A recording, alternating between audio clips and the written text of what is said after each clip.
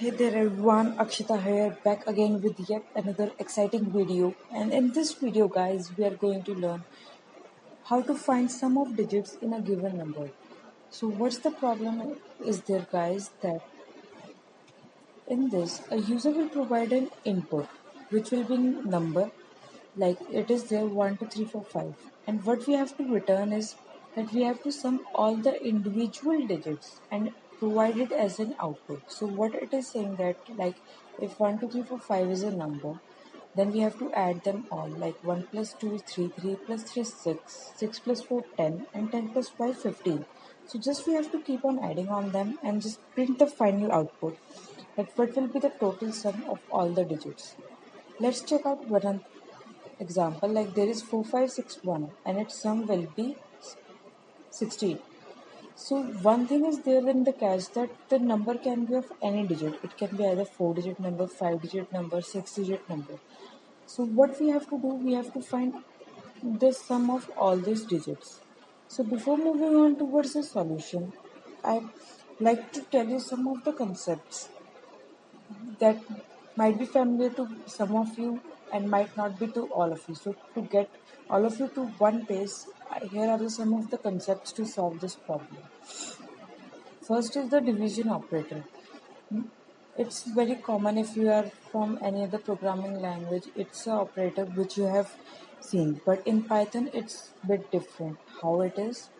If we do 5 divided by 2, it will provide us the floating value, that is the decimal, that is 2.5.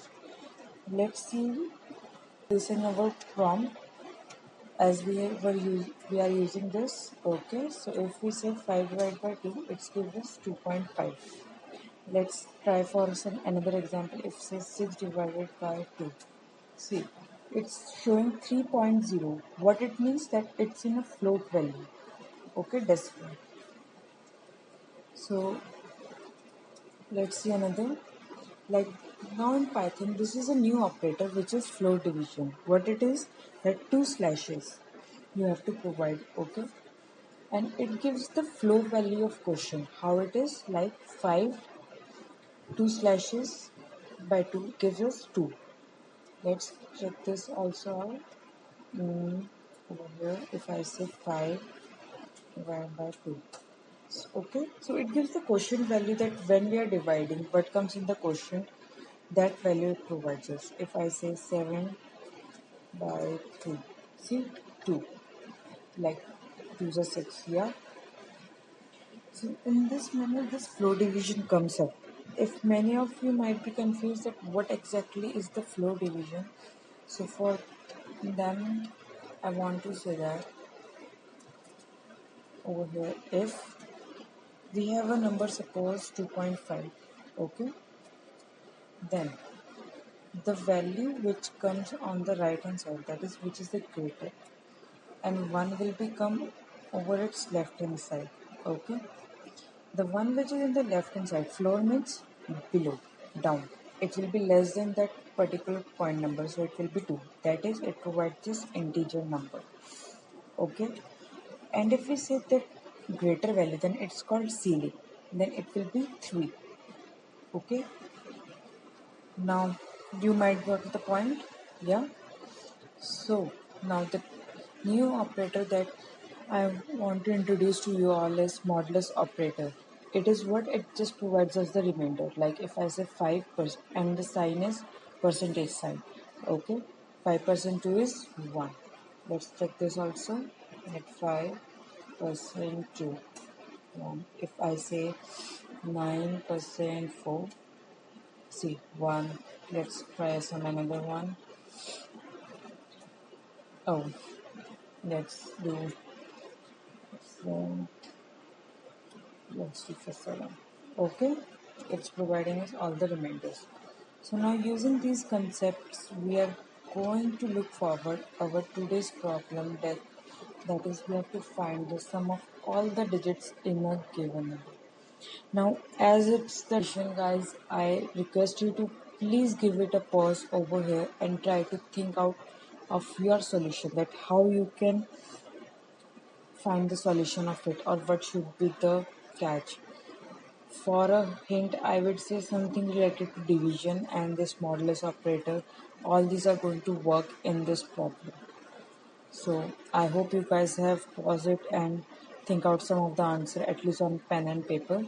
So let's look at the solution now. Okay. First of all, we will be taking an input. As I also told you earlier that input function takes the input in string format. So over here I am doing casting, okay, into the integer. And,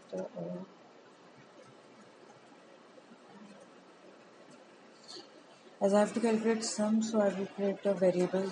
Sum is initialized by 0 value, which will contain the my all the final output. Okay. Now one thing more, guys, that for this I am going to use while loop. Why?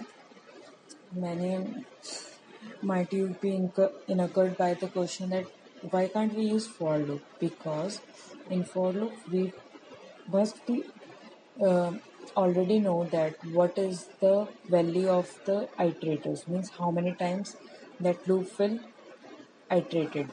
But in while loop we can do that. It's not necessary that we should know the number of computations in it.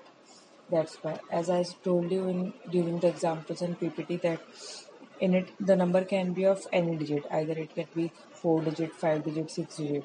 So we can't be sure now that how many times you have to run our loop. That's why we are using while loop. Okay. So what we are doing is while number is greater than 0, it's our base condition. So what we'll do here is a remainder, a variable which will consist of num percent 10. So what we are doing, we are fetching one of the value at a time. Okay. Then just add this one particular value to the sum. Okay. And then what we are going to do, now we need something to update now. So we are going to update this number by dividing. So for this we are using float division because we need integer part, not float. That's why we are using float division. Okay. And then print. If many of you might have noticed that we have used indentation to specify what's in the while block and what is not. Okay, let's save it and first run this code. I'm saying 1, 2, 3, 4, 5. Yeah, we are getting it.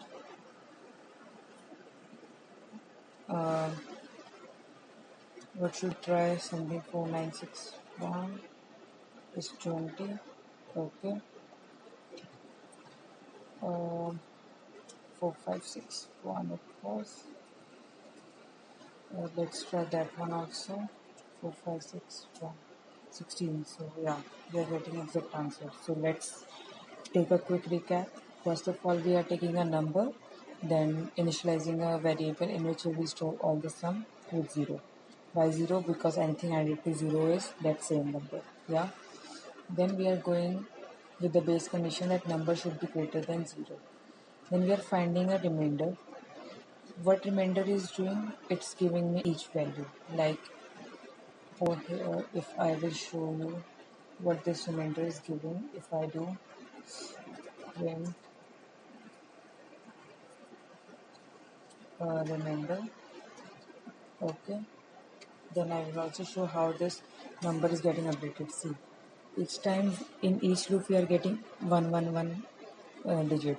Okay, that's why we are doing using modulus operator, and how it is getting updated is